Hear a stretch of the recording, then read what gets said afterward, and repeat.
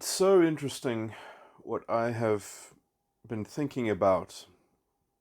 Uh, the social situation that I inhabit at the moment led me to a chain of thinking about metaphysics, which is perhaps just such a convenient context, or maybe I can give myself more credit for this than possible, but in some sense my point is that I can't, is that I'm tuning so well into it so that I'm grateful for the context, but it also does seem to wonderfully tie everything together for me. So I have someone who I know, who I guess I could maybe call definitely my acquaintance, but perhaps also my friend, or at least in a uh, in a correspondence of let's say intellectual passion and interests. He's giving a talk, and then I'm meditating to myself questions that I think would be perennially important to this talk. That, I mean, I wouldn't necessarily pose the question because maybe it'll be dealt with directly, but it just made me thinking the kinds of caveats I would have to say, or the kinds of it feels awkward for me asking questions about a topic that I have so many preformed ideas about. So in some sense my questions make me feel like I would be acting in some kind of bad faith, or being a bad actor, because I believe that I have so much to teach on the subject, perhaps, and so I'm more looking at a checklist. And then so I'm thinking maybe I should ask questions that are as difficult for me to fathom, uh, but then it's kind of unfair because you're trying to prop something in real time, and then maybe I meditate on my own question, which is exactly what I was doing, and now I've had more time to meditate on the interesting question than the speaker has, and that's somewhat seems slightly unfair. But and also, I noticed that these questions, I could use them as koans in some sense, in if they were to become a series of questions. But I think that series of meditation on this question itself just got me thinking, oh, I think I have actually just rediscovered sort of the secular gospel, and let's say the reimagination of Descartes. And anyway, so I just thought maybe it would be valuable for me to just make a recording on a series of these meditations, and I would call it Questions for Evan, as essentially as the title. And I think the talk is called, um, I can't remember the exact phrase, but it's something like "Why Rationality Needs Woo," or the necessity of woo, um, with regards to rationality. But rationality, I know it comes at the beginning of the heading, and then it's something about woo after rationality. So it's linking these two things. Um, so the question that I came up with was, and it is, I know the reason why I designed this question to be so tough is because it kind of forces you to be in a parable as the answer, which then leads on to the first meditation from it. And something like the question is are violations of rationality sometimes useful but always unjustified?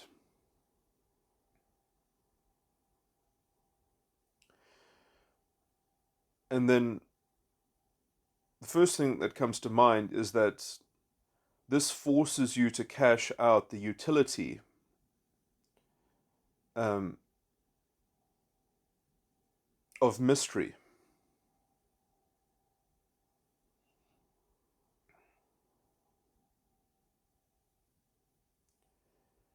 as uh, being grounded in something beyond, let's say, conventional uh, understandings of utility.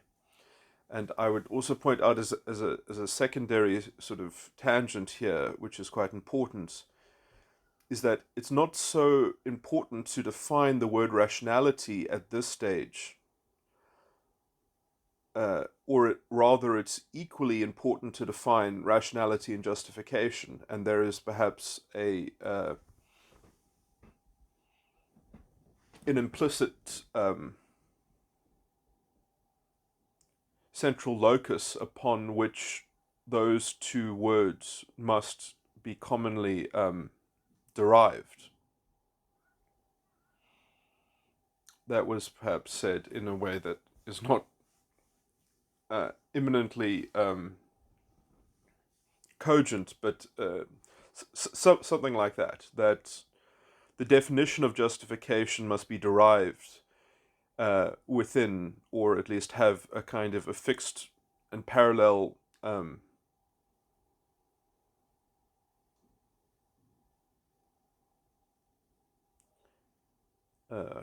correspondence with rationality.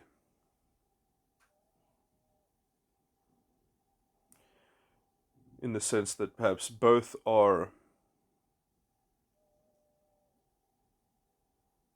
emergent within a field that needs to be grounded and rooted, and that I would say needs to be linked to understanding and discerning, which I seem, the one is the verb and the other one is in perhaps the noun of that verb, or the verb being discerning. Anyway, so now I've said to my, well, this is kind of my jumbling answer to the questions, of which there are just two at the moment, which is that are violations of rationality sometimes useful but never justified?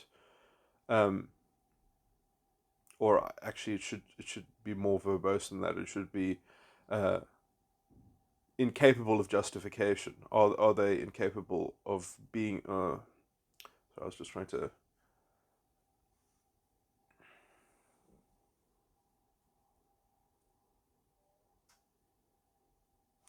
Phrases in such a way that the where it could be seen more clearly that the that you can see where does the onus of providing justification, where does that onus rest on? What does that burden get applied to? So I just wanted to say justification because then it kind of personalizes it, is that you have to understand that the fulcrum in this is the understanding that is providing the burden to the weight of that question. And so the question centers you in yourself, perhaps, which is perhaps also what some parables do in making your discerning the axle of all the wheels within the wheels within the wheels. The first prime cog, as a noun, is the discernment. But in the discerning, it's looking outwards at all the other cogs, and it has to understand how they are interrelated to one another, so that it knows that as it turns as the prime cog, all the others domino and cascade in corresponding supplication. But can you really say that they are, in some contexts they are enslaved, but is not also the prime cog enslaved by its own understanding? So there's a which it is then also a vital part of its own understanding, and so it has dignity conferred to it, and a special integrity delivered to it by the set of its understanding. But anyway, until people have an understanding that exalts their own discerning, perhaps we can still answer the question, but get in some semantic problems with the word utility, unless we concede that we do not understand and speak about the importance of mystery.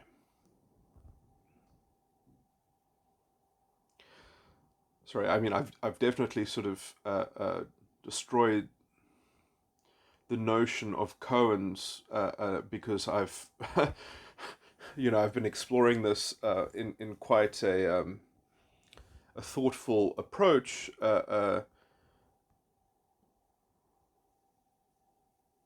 you have to kind of pick out the level at which the motif that I'm meditating around and that I'm now answering for myself, and obviously this is no longer the form of a koan. Um, Especially because I did actually think of it in the phrase of a koan when I posed it to myself, and now I've kind of already lost myself into it in some sense, or at least answered it for myself, and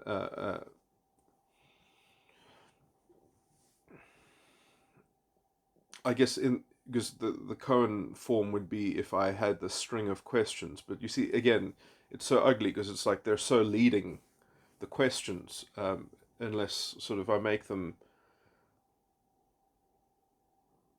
weirdly open ended, as koans in some sense should be, because then they allow for one's own discerning to align and adapt and to, have that kind of that Taoist principle of essentially, in Taoism, they won't even teach you until, well, I mean, I've heard this. They won't teach you until you have your own understanding, because there's no until you have a rigorous understanding.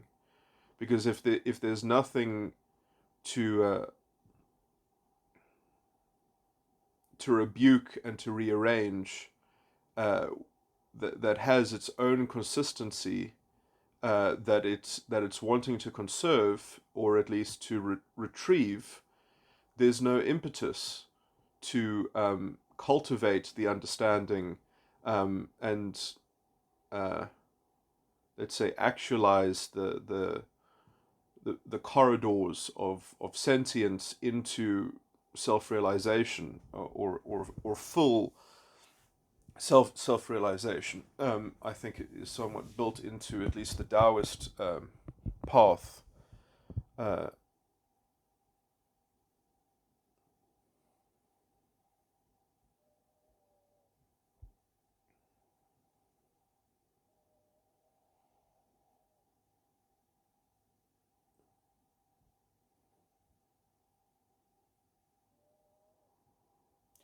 which, I mean, I don't know anything about it other than that outline.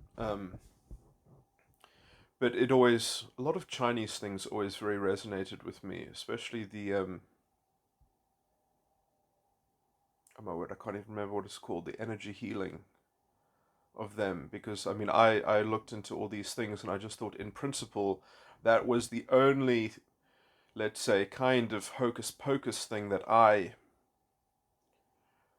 kind of respected, because it seemed to be based on principles that, as far as I could tell, wasn't sort of toxic dark magic. But now I'm not even talking about exactly what I'm talking about, or I'm not saying exactly what it is that I'm talking about. But um,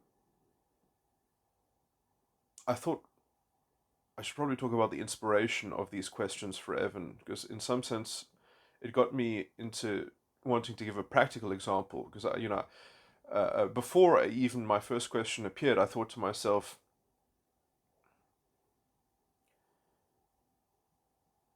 I have been told that water holds memory, and perhaps I'm led to consider this and imagine it, especially because there's a metaphor in the Christian spirituality about water, but more proximally to this claim that I should cleanse water of its memory using magnets, by the way, um,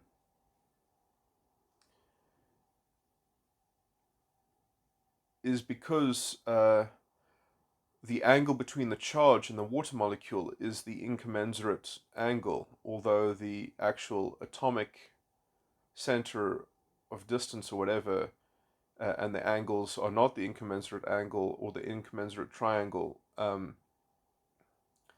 angle of the charges are. Um,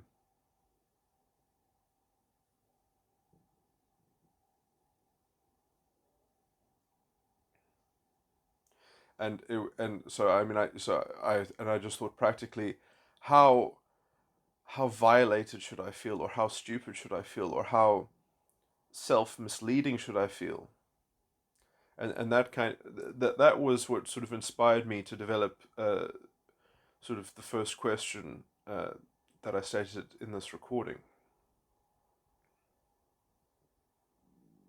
How bad should I feel? You know, and what pressure am I putting on my own um, constitution? And then it's interesting that obviously other people might not feel any of that pressure because their dharma or whatever, their path that they have chosen to walk, maybe uh, rationality is just either it's been cashed out a in a fixed permanent um, system, which I would argue uh, is impossible, because whatever that system is entrenched in, if it's not the discerning, it's not, doesn't have the kind of stability which is capable of being, of conserving its own coherence, or they have relegated rationality into being a kind of aesthetic thing, which in some contexts I could be accused of doing that in my system, but I think, defend that, uh, defend against that. I have just come back to this recording after being interrupted, and I don't know where I was because I've done so much thinking in the interim that I've lost that thread. But essentially, what I can point out is that what I have not yet addressed in this discourse, whatever it is, which is a kind of treatise of some kind, is that I have not defined rationality, and that I have not spoken of the necessity, the nature of the necessity for rationality itself, which I was inspired to think in those ways in the heading of Evan's talk. And I think I've come to very firm answers to those questions. And the interesting thing is that they cannot be spoken about in a purely secular fashion. You cannot arrive at rationality with rationality, cannot arrive at a definition of rationality with rationality. It has to be ensconced within intuition, essentially. And if you have to delve into intuition without rationality, then you are in a mystery. And this I take it to be true by definition, by how I have in order dealt, I think, you know, and so essentially this is why I call it also a secular gospel, because this is essentially the only route there is through the mystery. But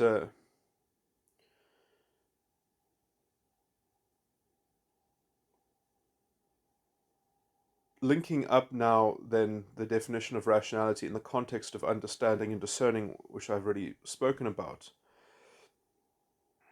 is that rationality has a very particular relationship to faith, and everything is built on faith, which, I mean, I would even link to the notion of intuition. The reason why rationality is necessary for faith, and this is just talking in relation to faith, is because without rationality, faith is formless. It's not void, it's not invalid, but it's formless. You can maybe argue that formlessness is a variant of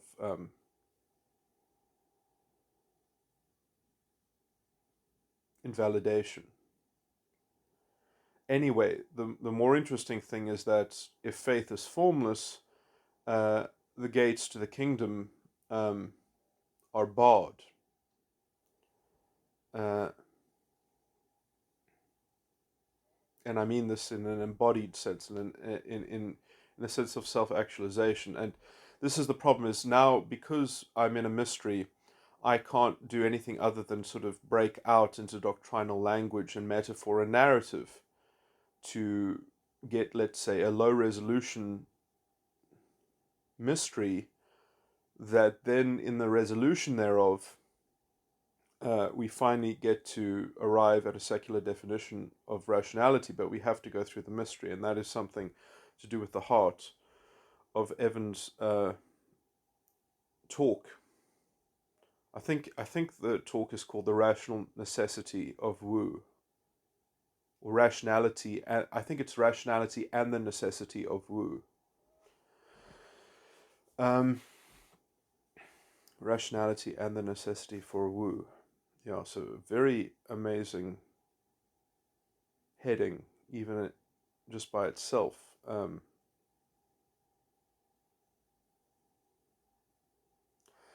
So, uh,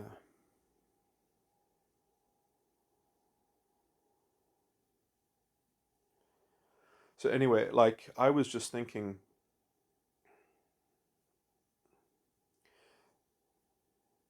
that rationality is a form of emergent embodiment in some sense. Uh, Maybe I'm putting too many words there, but I'm now talking in a mysterious way. Um,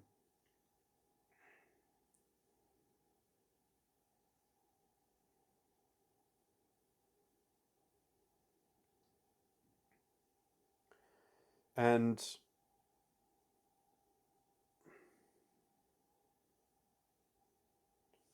what did I just say? Rationality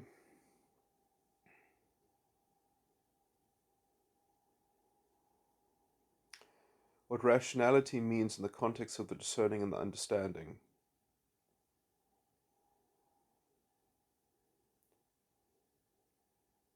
is a shared orientation, or an orientation that can be shared.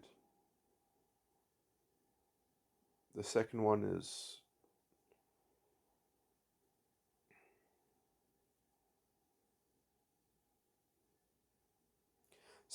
a bit problematic because it exists in the future.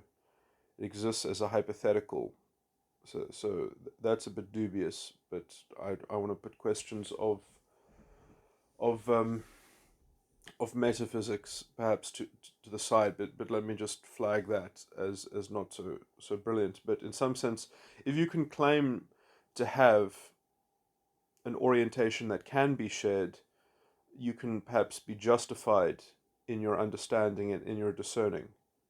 But if it is not shared, uh, you can merely say that it might be rational in the most conceding of, or the most general concessionary statement, that in the mildest statement that one can make, in the most um, optimistic statement that one can make, um, and hopefulness and hope is, which is a prerequisite to rationality itself, is built on hope, is a good hope, uh, is that you believe that it can found uh, a shared orientation. And shared, I just want to talk about shared orientations in relation to discernings, as in two people, at least two people, that have each their own understanding, is that if they have a shared orientation, even if that orientation is something that they individually agree with, the common realization, which is individually held by each of them, that their orientation is shared, is itself um, a divergence from the prior state of the discerning. The, let's say, the understanding that their orientation is shared. Um, I don't want to bring up the concept of knowledge because it's tricky, but essentially, um, well, it certainly doesn't fall within the ambit of forbidden knowledge.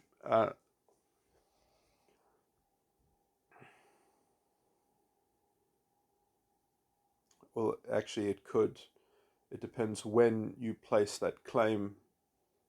Uh, you can hope that it will continue into the future. Um,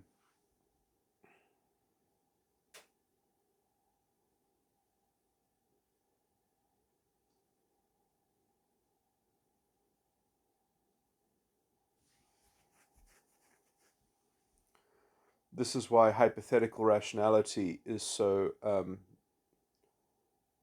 toxic, is that it subverts the understanding itself in quite a axiomatic sort of way, because now you are relying on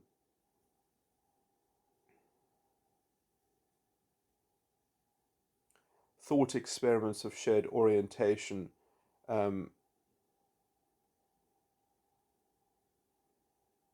that, in some sense, definitionally presuppose a hope that the thought experiment presumes.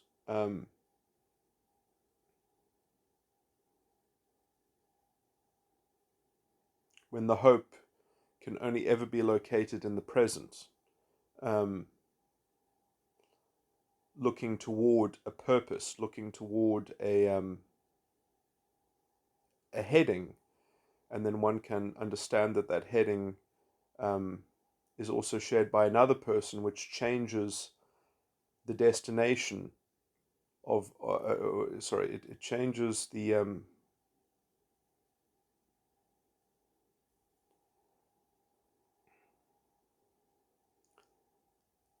character of that heading, so that the character of the heading has been discerned in an expansive and a divergent way that was prior from the original. Um, uh, that was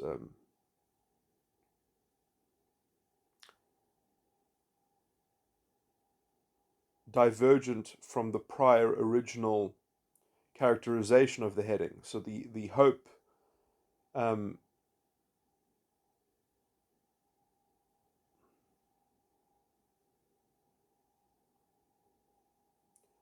the hope has been confirmed as a good hope because at least one other person has joined it.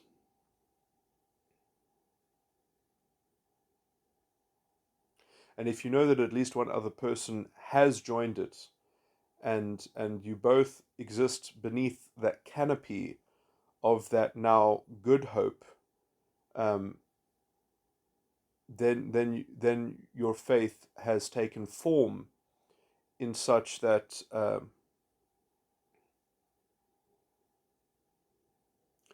you can both imagine yourself in perhaps in this discourse of mystery now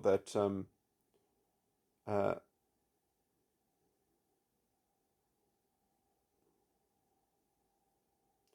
that you're being rational to that now changed heading, that there's a dynamic in that heading which has more constraints than mere individual justification, that now justification has expanded its concerns, its ambit of um, essentially, because now it has to be embodied in communication and not just in um, there's an element of communication in the shared orientation that was missing in the formless orientation. That one can claim to have a formless orientation, it's still an orientation, but the realization of it in a way that is no longer formless means that the orientation is communicable and that I say is the definition of rationality, is that it can be understood. Um, it's confirmed to be good, and this is what good means uh, in the context of that mysterious discourse. And now and now we ground rationality, the definition of rationality, from the field of mystery, from within the intuition, but that intuition um, meets itself as a separate iteration, and that in I can only make sort of mathematical, poetical, sort of uh, I'm trying to find the right word now. Sort of in alignment, in a kind of no, there's a more abstract word, but it connotates to me, in the reckoning of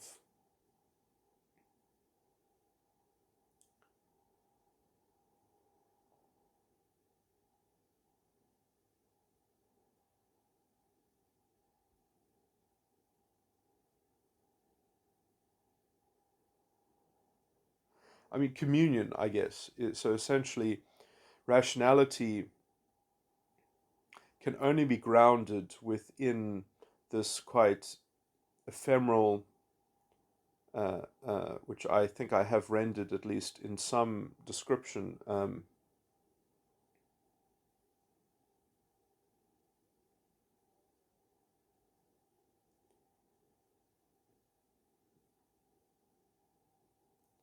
The meeting corridors within a hope that is um, expansive enough to support. I've talked in a very esoteric sort of way about sort of ephemeral things, but what comes out of this is that the word becomes actionable.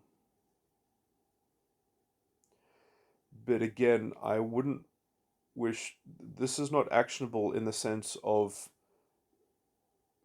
dualism. This is still all on the side of the immaterial, but there's now immaterial action now within the ambit of uh,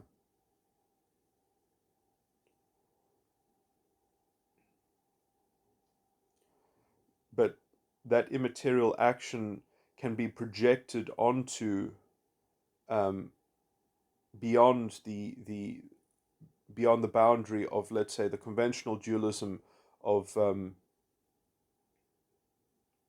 so it's a colonization of the immaterial within the world, but it still makes a distinction, it still makes a boundary as to what is beyond its good hope. So it's a colonization of hope.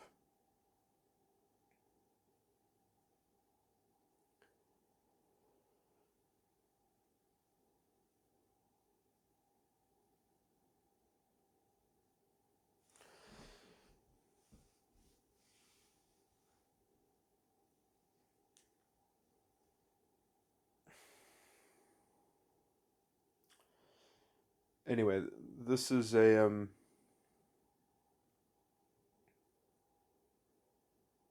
don't know if I have anything more intelligent to say about this topic.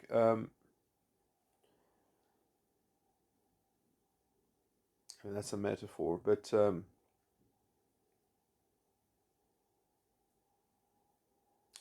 I guess the point would also perhaps be to say that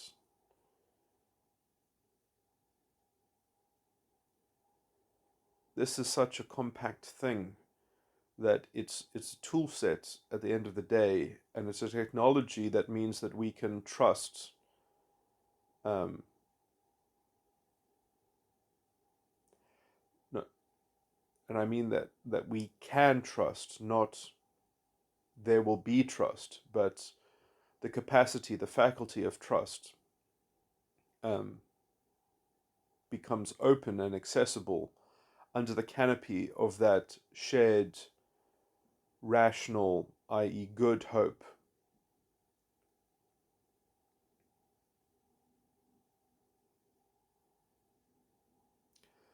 But the loss of trust and the lapse of trust will also interrupt what is perhaps a good hope from manifesting as um,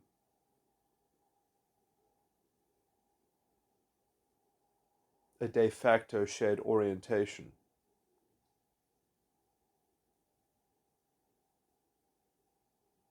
Or there are other lines of failure uh, in which uh, the hope, the base of the hope, uh, I guess I would have to talk about how goodness,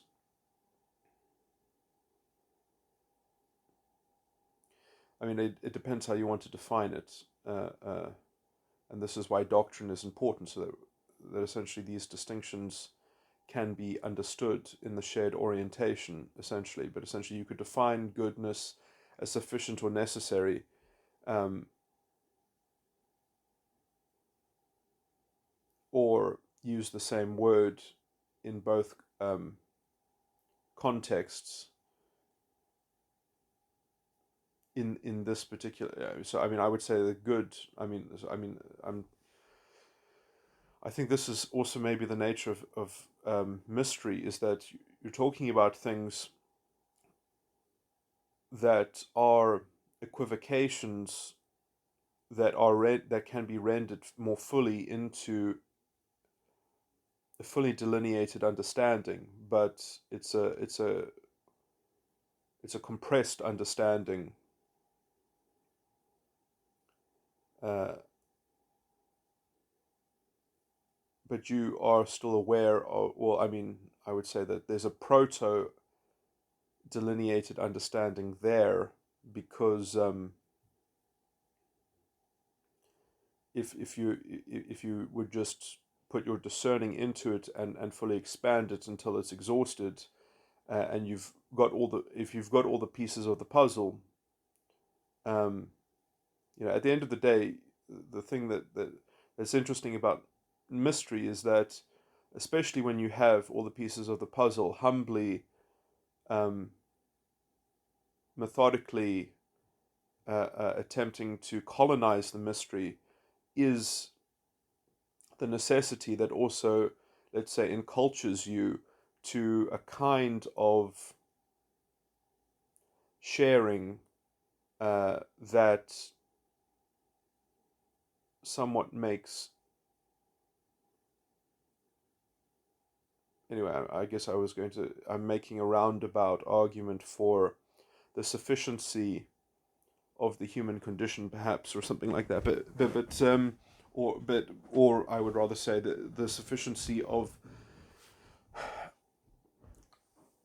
the the spiritual perspective itself, or how discerning is, in the image of something supreme. But anyway, that kind of poetry aside,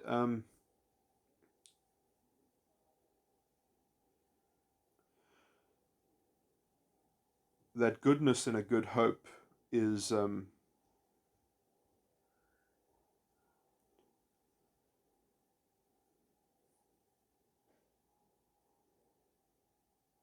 within that compressed thing. I mean, I know that there is a context in which it's necessary, and there's a context in which it's sufficient. And obviously, the necessary context is the broader category, is the broader um, prerequisite, and then the sufficiency category is essentially the detailed understandings of all the ways it can break down in its prospective dynamism, in its prospective robustness and vitality, um, which are compressed into the phrase "good hope." Um, And so just there is an example of how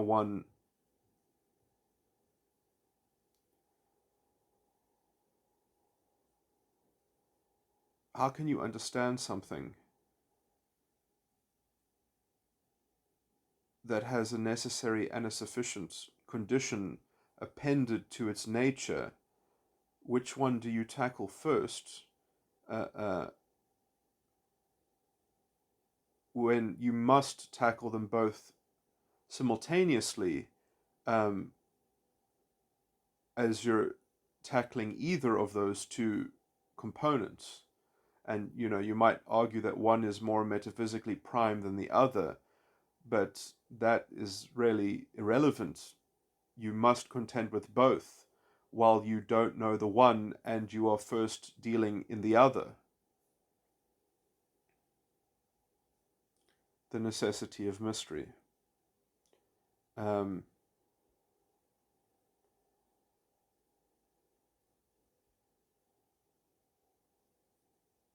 anyway, so I guess this is my kind of a meditation on the heading of Evan's talk.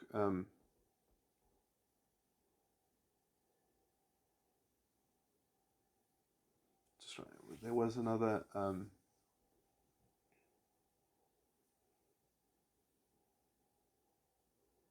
Which I think in its fulfillment, sort of doubles, should hopefully, or it'll be interesting to see what Evan has to say. But I mean, I've just used this as a springboard to get my own thinking in order on this topic. And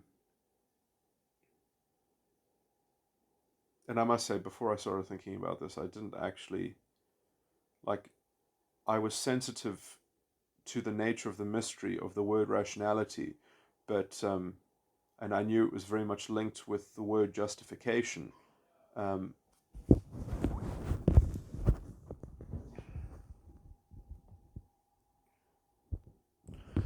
but yeah, I mean, I've taken this opportunity, I think, to fully flesh out my metaphysic, which I probably don't do such a brilliant job of expanding on all the interrelated bits. But I'm just trying to think if there's anything that I've left out of the thinking that I had earlier on this. Because I was going to define uh,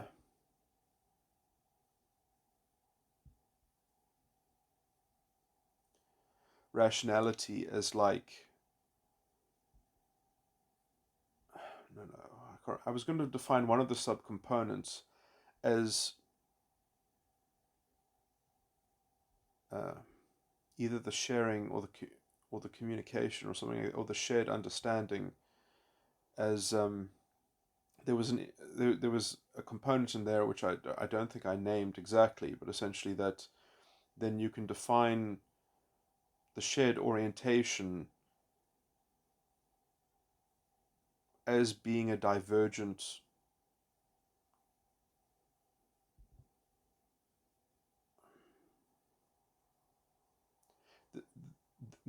that it is a change in the nature of the discerning.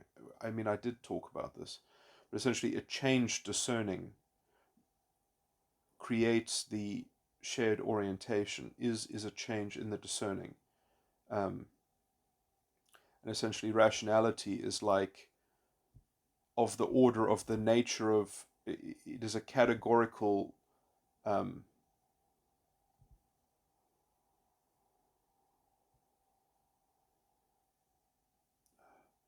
and this is tricky because the words are so similar, but essentially is, I can't think of the metaphor, is a category of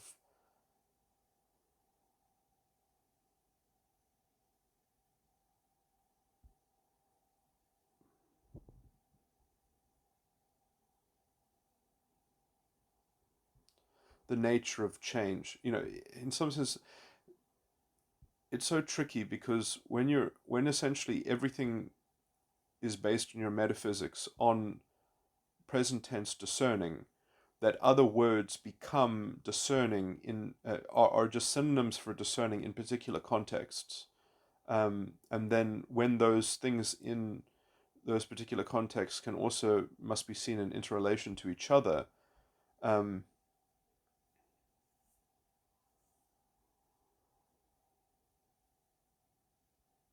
then you've got sort of the wheels within wheels. I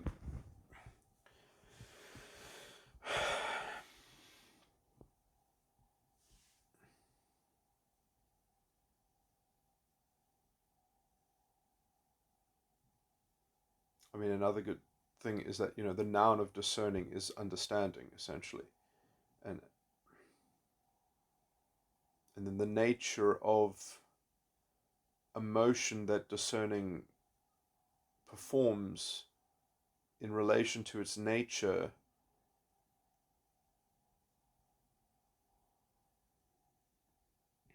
is rationality. But that has to be substantiated. Or that has, Oh yeah, now I remember a point that I was going to make. Maybe it's before the interruption. That there's an interesting thing here is that, or it also relates to kind of something about what I was talking about after the interruption, is that you can't prove um,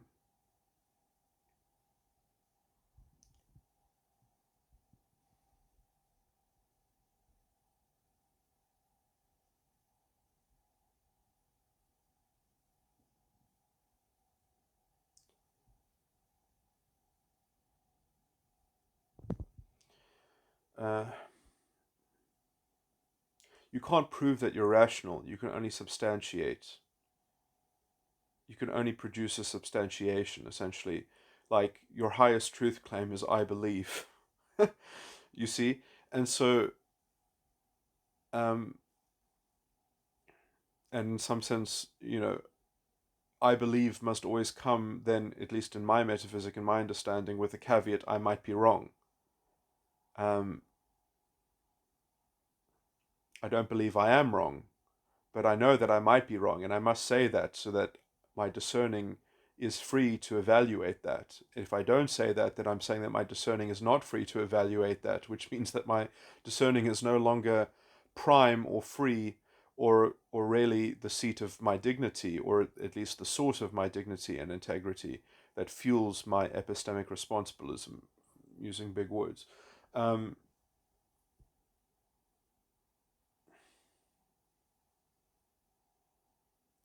Yeah, so I mean, I was going to talk about, let's say, the dealing with the nature of the absolute or something like that, um, which is in some sense an issue of forbidden knowledge. But it doesn't mean that as a category of knowledge that it isn't. You see, it like in theory it's accessible, but the cost of accessing it is dissolution. So it's not technically insoluble, it's more like intractable. But what intractable actually means in terms of, let's say, a metaphysic that is actually justifiable, which I would say the only metaphysic that I've ever come across that's justifiable is the one that I've just kind of mapped out for you, is something of that order of understanding. Um,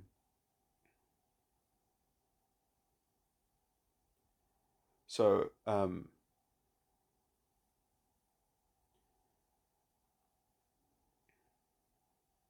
which in some sense, if you want to contrast it with people who believe in materialism or atomism or determinism, I'm an anti-realist from probably from their slander, which I would say is quite interesting because they don't have a leg to stand on, because as far as I'm concerned, they don't even have an understanding. They just have a worldview, which is convoluted, contrived, and premised in their own snubbed discerning, which is kind of stuck in a narrative which, frankly, can't even be called an understanding. and frankly, they have no idea what rationality is, although they bestow it upon themselves because uh, to the juvenile sort of attracts all the good things belong to them. Somehow they just kind of uh, uh, they claim possession thereof. In the dominion of their orientation, which is frankly not capable of being shared, but it is capable of being uh, uh,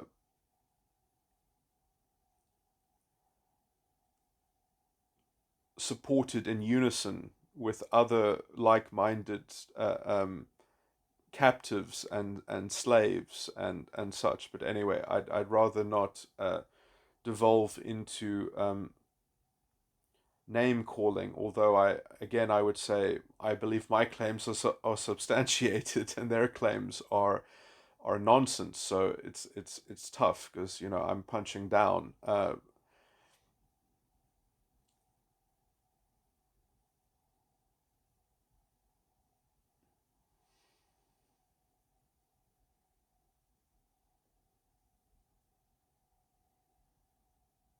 Talking to people that are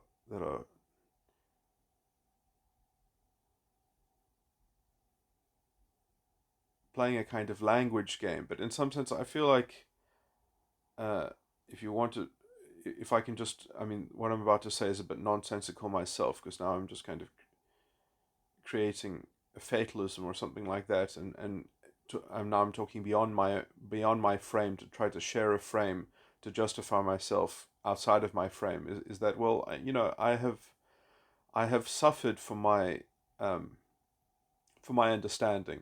I've built it. Um, and it's built out of humility, and to expect people to exhibit that humility before they have an understanding to rest in, you you can say, oh well, it's easy for you because you've already arrived there, or something like that. um so I'm exiting my frame to make those comments to show almost their self-refutation. um or at least it could go either way. You could make radical arguments in any direction. It doesn't really matter. When you leave the frame, it just becomes an insoluble argument that's essentially like a hypothetical contention. But anyway, and there is something to maybe trying to prod the. Anyway, I'm just going to get into more and more denigrating poetry. I'd rather not go that way. But essentially, it is a problem. How do you face the world and show and allow and promote its self-reflection um, when they won't see the mystery, when they won't engage uh, in the idea that they don't understand, that they don't have an understanding, so that they can know the fragments that they do understand are a mystery that needs to be solved. But many people, they just want to live in the enchanted forest. Uh, they've already made their home in the world, as it were. Um, and in that sense, you know, perhaps the logical atheists have something to them that they claim to be rational and they claim other people don't have rationality. And then, I make the same claim against them. Um, but they think they're too clever to listen to me, something like that. Because they have so many descriptions that they can give that have metaphorical hollow values in them, like explanatory power. And they won't make it like an adjective, like scientific explanatory power, but they have something that they use within their machination of explanatory power, and then they think that, because I mean, essentially, they think that when they narrate the description of the inner workings of it, that it has some dignity to it. But if they had to, instead of saying explanatory power, if they had to say, So this is a sort of a whole tangent anyway, but just to finish the point, if they had to say baseless counterintuitive symmetry, but even that is not a precise rendition of what it actually is, because what it actually is just nonsense. Nonsense pretending to be a metaphor of something that's dignified, or something that confers dignity and integrity by your association to that methodology, or something like that. What value does it actually have? It's, you don't know that you don't know, because you have inclined yourself towards these hollow symbolic trinkets, these what I would call the idolatry and the substitution for the understanding of a supreme account and a full justification, which must be justified in the spirit. But the immaterial heading, as it were, or I mean, I didn't talk about dualities of and things like that of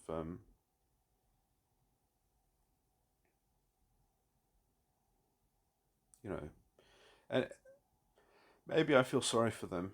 And again, I say this in that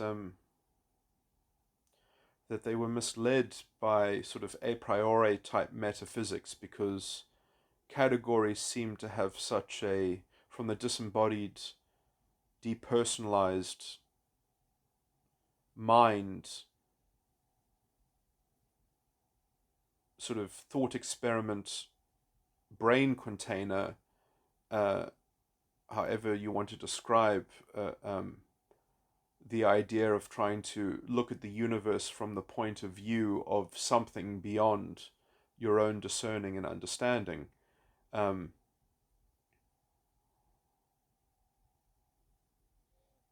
I guess, I'm trying to connotate the idea that a priori metaphysics, um, there's something to be garnered from that kind of categorical perspective, but it must be surveilled from the right perspective and frame, which is an emergent frame, which knows that in some sense it has a particularized relationship to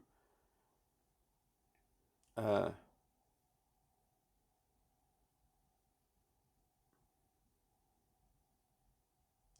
anyway, talking about hypothetical concepts are perhaps I need to read some pre-Socratics to update uh, my language on being able to talk about this stuff. So right now I'm not really talking intelligently, but I've already kind of stepped into the fighting within the world, as it were, or something like that, which is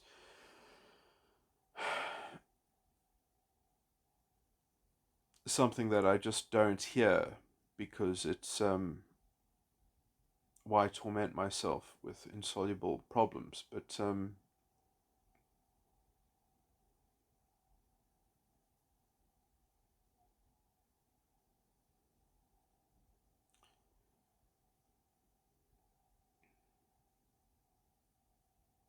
it's interesting, the different sort of paths of certain religions and things like that. There are different kinds of quests and inroads and searches that one can make, that one can search through things to find what is of most value, or one can search all things for what is of sound and supreme, I was about to say explanatory power, but I think that's even the wrong term. It's not, one should not be looking for explanation, one should be looking for the highest form of substantiation, or the proper word, justification. One needs to find justification. Well, that would be one choice of search. That would be my choice. Um,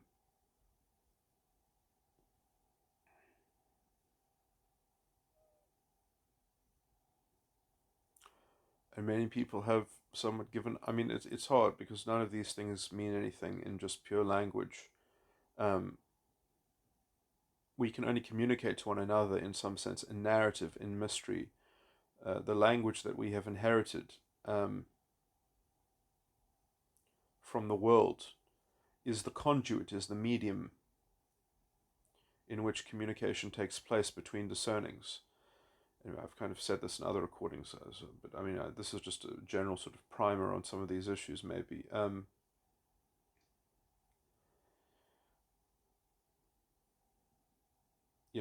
many people get deluded by essentially the generalizations and the abstractions that proffer us utility. Even Marshall McLuhan's "The medium is the message." This is useful because it's not true. It's a heuristic.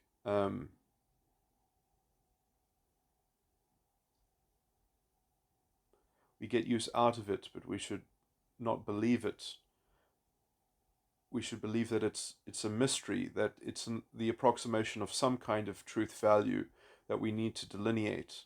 And until we delineate it particularly, uh, which we can maybe find general inspiration from the general exploration of it as a heuristic, um,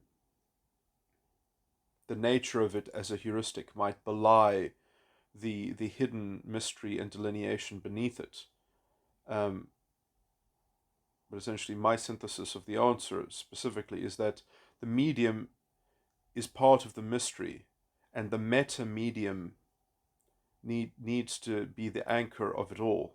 And this is why, in some sense, although metaphysically, I've heard some people say that a priori the most basic thing is relationship, and I would say that I guess I could mirror that within my emergent phenomenological um, framework in which philosophy is found and grounded and nested within psychology, but in particular in individual psyches that have conceptual understanding, that are performing discerning, uh, and that have understanding, or that at least can produce an understanding, um, that is capable of conserving itself, or capable of conserving the efficacy, capabilities, potential of that discerning, which is already a kind of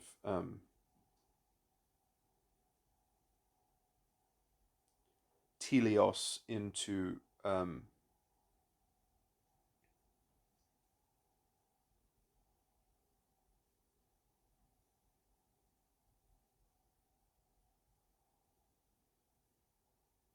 something that wishes to align with. I'm getting poetical, but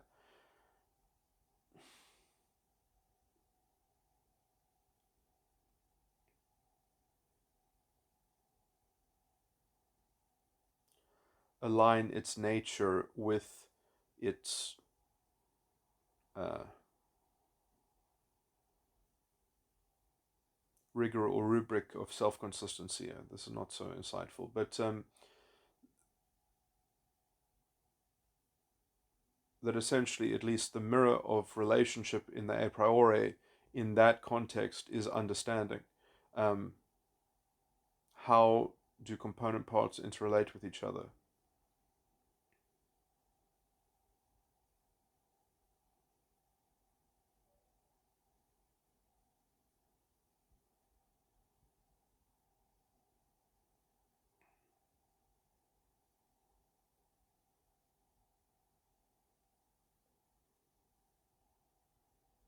There was another point around here.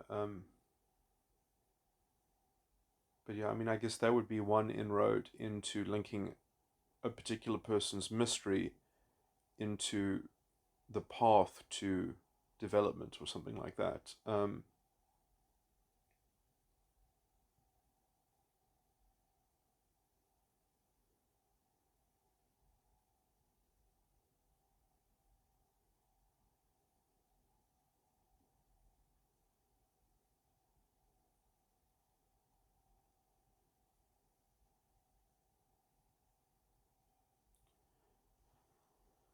And so, I mean, I guess the expanded point eventually that I was in a roundabout way talking about quite badly, I would say as well, but essentially that the medium is part of the mystery.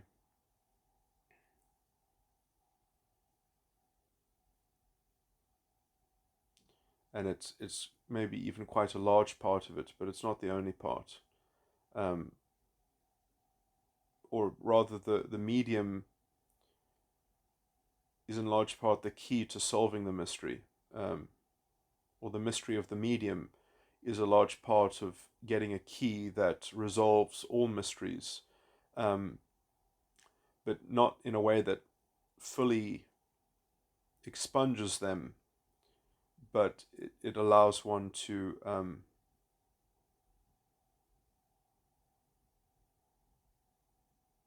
treat them responsibly in a way that one can be justified. And I've really linked justification with the concept of rationality, which I think I have um, explored in this recording. But anyway, I'm really starting to ramble, so let me tie this up. There's nothing more, I think. Yeah. So that's about it.